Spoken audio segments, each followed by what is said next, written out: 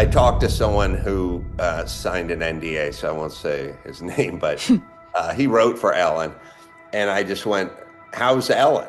And he said, "Worst person, worst person," and then we went, "Not worst person I've worked for, worst person I've ever met."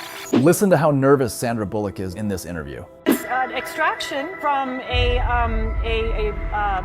piece of skin that came from a young person. Far, far away, and they somehow figured out how to extract. It's foreskin from a Korean baby. Millions tuned in every day for the dancing, the giveaways, the laughter, but hidden in plain sight was something no one was supposed to notice. The bright blue stripes, the crisp white walls, the palm trees. To most viewers, it was just a cheerful talk show set. But to a few sharp eyes, it looked exactly like something else, something infamous. A building on a private island owned by a man whose name still sends shivers through the world. Once you see the resemblance, you can't unsee it, and it makes you wonder, what if Epstein's island was hiding in plain sight on national television?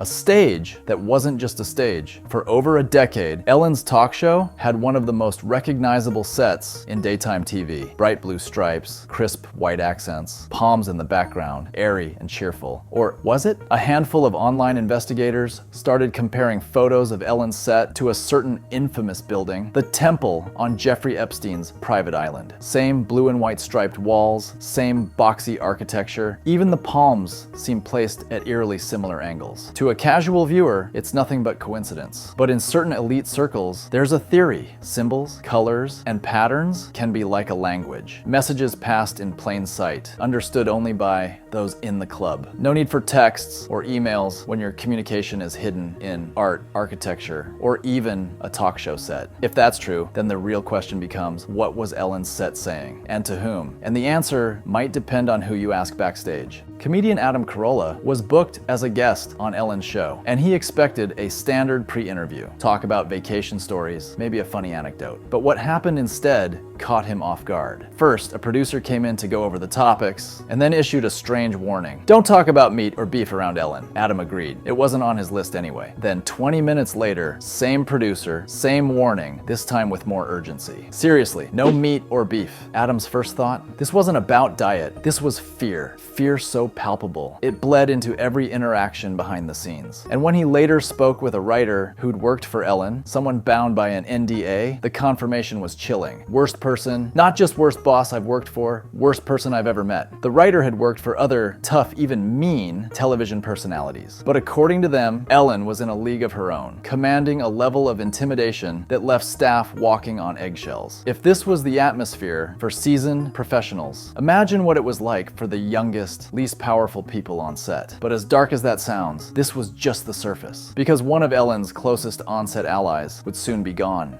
Steven Twitch Boss wasn't just Ellen's DJ, he was part of the family. Always dancing, always smiling, he projected warmth and joy both on screen and off. So when the news broke in December 2022, just days before Christmas, that Twitch had taken his own life, fans were stunned. There were no public signs of distress. The autopsy found no drugs or alcohol in his system. A note was found, but its contents never went public. For a man who spent years behind the scenes of Ellen's empire, seeing the guests, hearing the off-air conversations, watching the moments that never made the broadcast, his sudden death raised more questions than it answered. And then, 3 years later, those questions deepened. In her memoir, T-Witch's widow, Allison Holker, painted a very different picture of her husband's final years. She claimed he was constantly high, neglected basic hygiene, and kept journals filled with childhood trauma. But members of Twitch's family and fans were quick to push back. They pointed to his spotless public image, his consistent work ethic, and the lack of any public evidence of heavy drug use. Some accused the book of rewriting history. Whether for personal reasons or as part of something larger, nobody could say for sure. What they could say is this: the man who had a front row seat to Ellen's world was suddenly gone, and the story around him didn't seem to add up. And if the timeline wasn't suspicious enough already, what Ellen did next poured gasoline on the fire.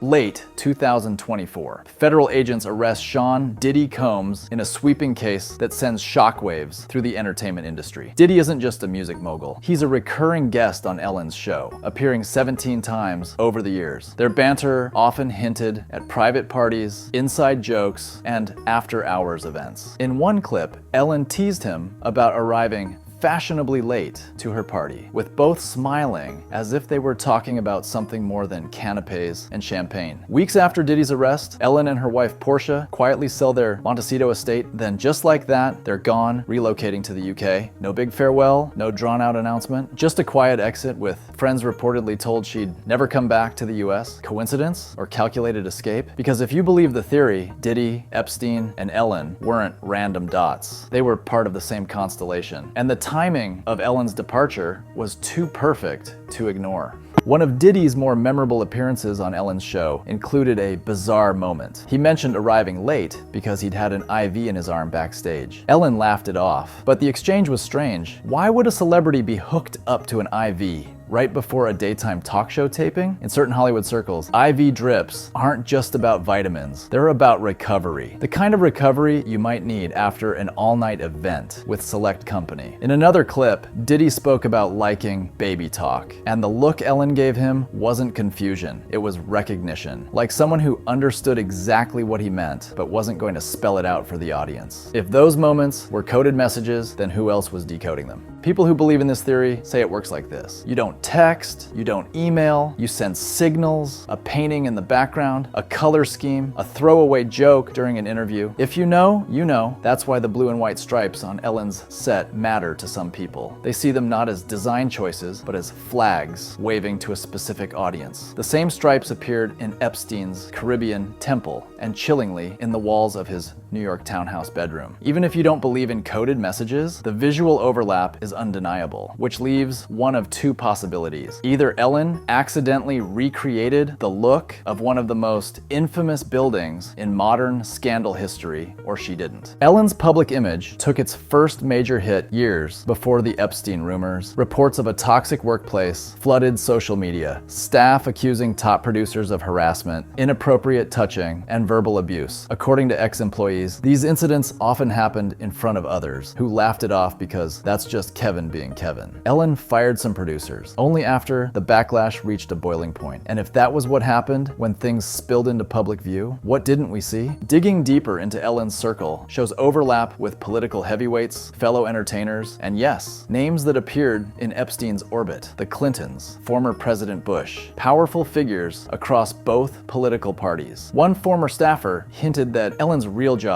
wasn't just hosting a talk show, it was gatekeeping, deciding who got exposure, which stories got airtime, and which narratives were pushed into the mainstream. If that's true, she wouldn't just be a celebrity, she'd be an asset. And assets are protected. In August 2022, actress Anne Heche, Ellen's former partner, died in a fiery car crash under circumstances that left even seasoned reporters puzzled. 4 months later, Tawich was gone. Two people connected to Ellen, both dead in bizarre and tragic ways within months. For some, the question wasn't just why, it was why now. And if the answer connects to anything we've discussed so far, it might be buried deeper than anyone wants to dig. Here's what we know for sure. Ellen's set shared strange similarities with a building tied to one of the most notorious scandals of our time. Multiple insiders described her as a deeply intimidating figure behind the scenes. A close on-set ally died suddenly, with conflicting narratives about why. She relocated overseas almost immediately after a longtime guest and friend was arrested. She has connections, personal and professional, to names in powerful and controversial networks. Maybe it's all coincidence. Maybe it's all just a stack of unrelated events made sinister only by hindsight. Or maybe the show wasn't just a show. Maybe it was a stage, a platform designed to send messages, shape narratives, and keep certain people in the spotlight while others stayed in the shadows. If that's true, the smiling, dancing host millions thought they knew might have been playing a role far more important and far more dangerous than anyone realized. So, was Ellen just the queen of daytime television, or something else entirely? The answer might not be hiding in the shadows. It might be hiding in plain sight, on a stage you've been looking at for years. Subscribe to What's News for more drama